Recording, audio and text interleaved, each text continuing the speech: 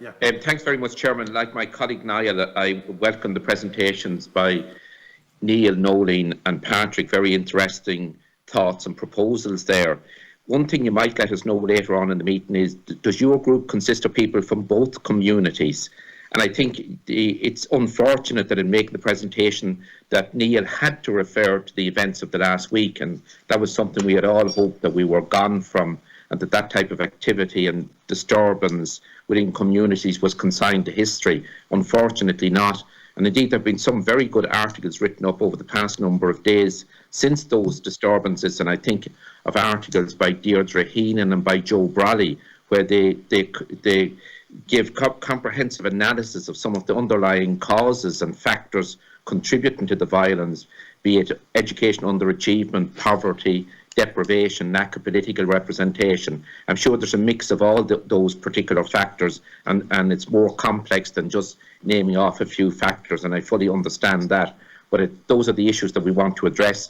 And just for our delegation visiting us today, as a committee, we have visited Belfast, Derry and other parts of Northern Ireland, and as we would have discussed at this committee previously, I always found those visits to be the most productive from the point of view of informing us and engaging with people. So as a committee, we have to get back to meeting those communities, meeting their representatives and hearing at first hand their concerns.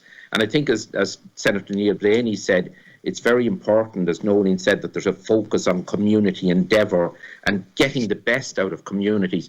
But one thing is, Nolene mentioned local government, and I think unfortunately local government has been destroyed. I know in this state, and I know that Northern Ireland, there was a major rationalisation some years ago where you have huge districts. I know my neighbouring council area is Fermanagh and Omagh District Council. Now, we lost town councils here. We've reduced numbers on the more rural county councils, and I think that was a big mistake. There's nothing to beat having good representation, strong local representatives representing their communities, advocating on behalf of them, and being very tuned into what's happening or not happening within communities. So from the point of view of having more public representatives alongside the PPN networks, those non-elected groups will never substitute for elected personnel in delivering services and meeting the needs and concerns of local communities. So I think from one point that we might engage in and further is probably strengthen local government. And you know, where you have substantial numbers on local councils, you have an opportunity to have the more minority groups gaining seats through the proportional representation system. And it's very important in that respect, 6 or 7 seat or district councils where you have an opportunity to have people of the different political groupings represented. So I think it's very important that we don't take the focus away from elected people in meeting the many challenges that face our island as we go forward. There can be that partnership, there has to be, but the focus has to remain on elected people delivering on the mandate that they have got. And the mandate that every politician has in this island is the mandate to implement the Good Friday Agreement.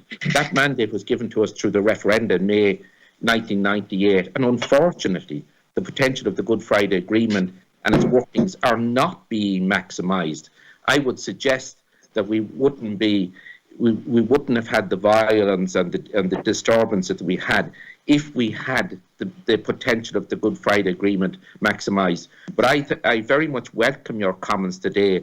They're positive on what we can do in shaping the shared island, and I would hope a united Ireland in the future that I aspire to. But if we advocate and grow, if one community makes progress in advocating for their particular aspirations and progressing their aspirations, it should never be at the expense of the other community that they lose because one community gains. So there's a lot of work to be done. Voices like yourselves, and I know from Mr McCann's work along with others in Belfast over the years, that you reach out to different communities, that you reach out particularly to the communities that are less advantaged. And that's very important in the present context, that work is focused on those particular areas as well. Thank you, Cahirig.